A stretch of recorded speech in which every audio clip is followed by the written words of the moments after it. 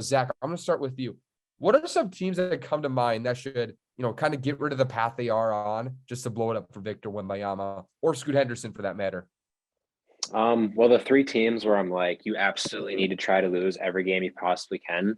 Those teams are the Spurs, Rockets, and Hornets.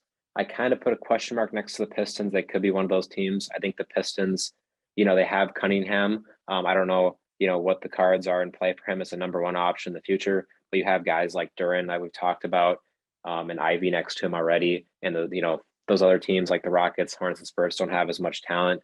Um, but yeah, I think the Washington Wizards are low key a team that you don't know what they're going to do. Are they going to, ship off players at the deadline? Because I think they're a team that could really need a number one option that's, above Beal. But mainly the three teams I've been looking at, the Spurs really need a number one guy.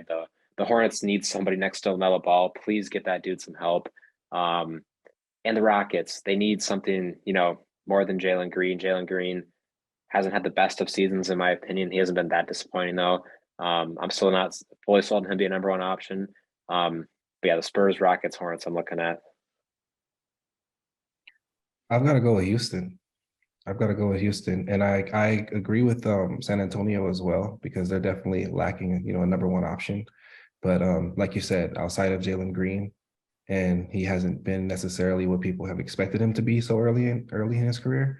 I think it'd have to be Houston because I feel like even between those three teams, there's a disparity in talent between Houston and those teams. I feel like Houston is the least talented of the three that you mentioned. So I think I definitely have to go Houston.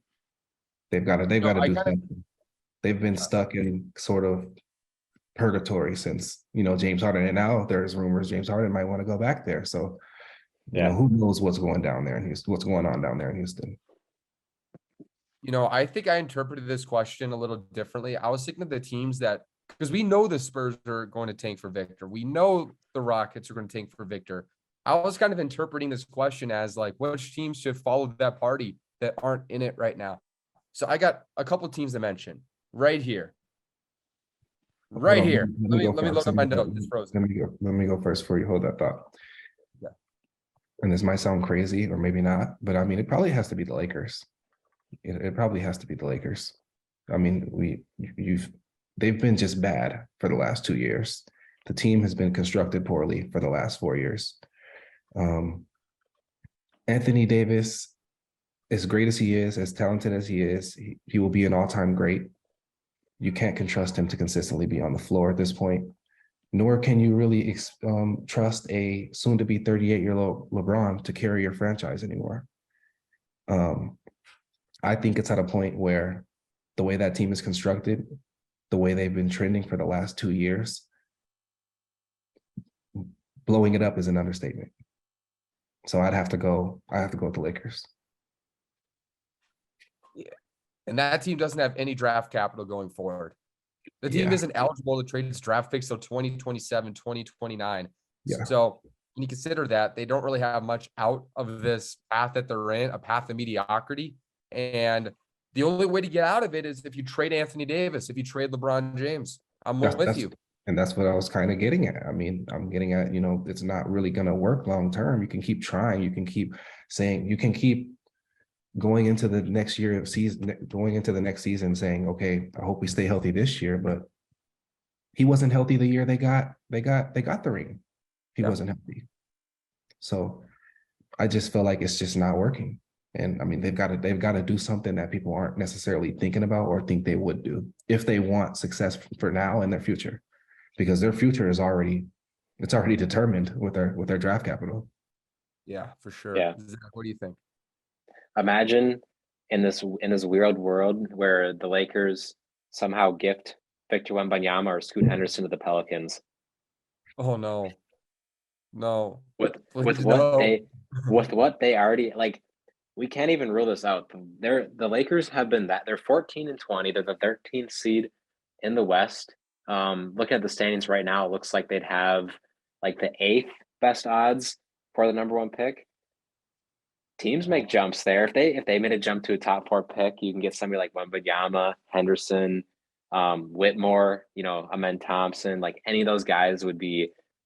I just can't imagine if the Pelicans get somebody like that, like, do you trade that off? If it's, if you get Wembanyama, you don't trade that off. But if you get somebody like the 4th overall pick, you can maybe make a move there. But they have so much talent already, and just adding to that with another top 5 pick would be out of this world. Even if they get a Scoot Henderson, you know what I mean? Yeah. Like they need a franchise point guard. CJ McCollum is regressing. We're seeing that this year. That would be a nightmare, man. It would be their league for 5-6 years plus during the Zion window. That would be devastating.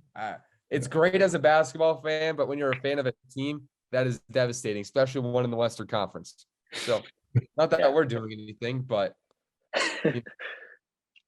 so here's a couple other teams I think are worthy of being mentioned. One, the Utah Jazz. I get it. This is a above 500 team right now. This is way better than expected. I had this team as the 14th seed in the Western Conference before this year, but look, there's still a ceiling to this core. There still is. Lauri Markkanen, great year. Props to him. He's a franchise player right now. You're not winning anything deep with that. Like Mike Conley's not getting any younger. Heck, Jordan Clarkson isn't getting any younger, right?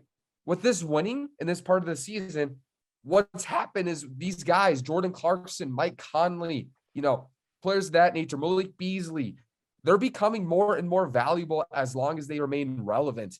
And if you're Utah, why wouldn't you take advantage of that and get more assets and push toward a rebuild? They already have double-digit draft picks they can play with, but they can get more. They can get more young talent, right? And you keep a core of Lauri Markkanen and Jared Vanderbilt, Walker Kessler, Horton Tucker, and you add pieces of that while positioning yourself in the draft with endless draft capital.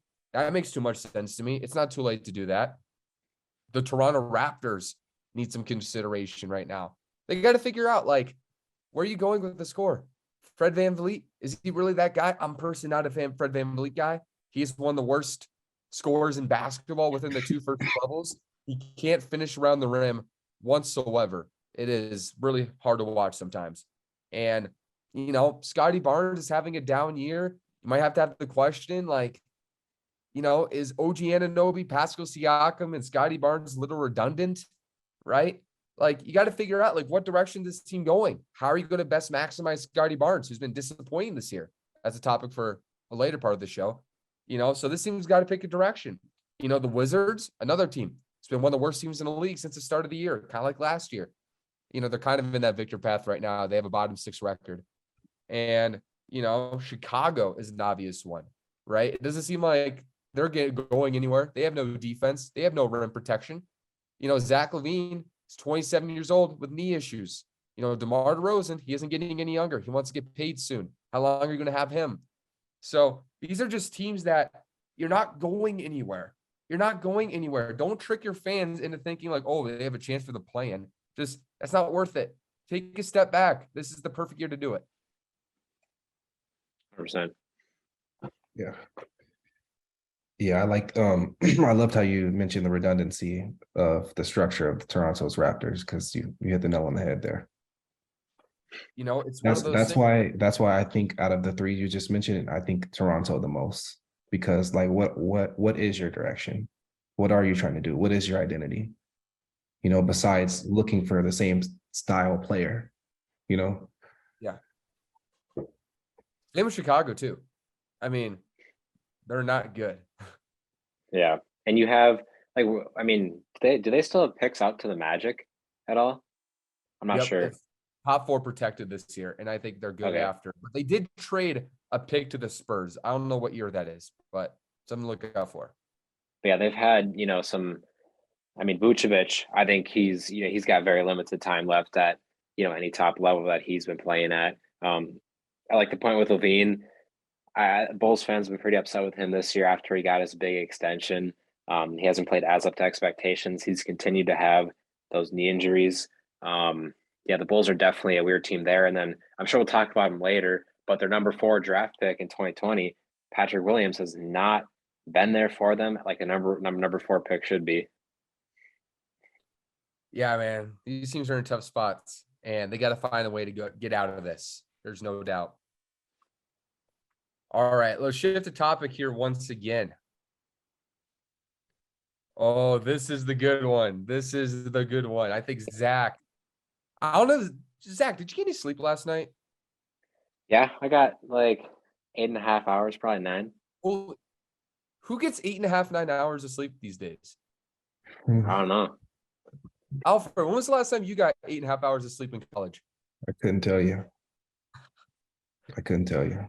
That is amazing. Zach is bright-eyed and bushy-tailed. Enjoy So, those.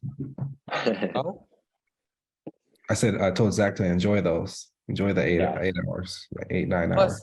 Zach, how are you sleeping that well as a Timberwolves fan?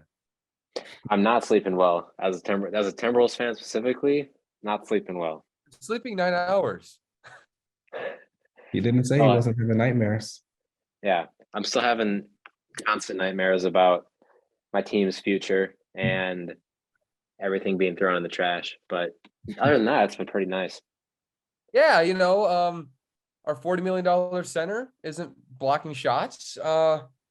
It seems like people don't like each other sometimes. Yeah, We have no draft picks, but everything's good. We're not panicking here. We're not panicking. All right. yeah. So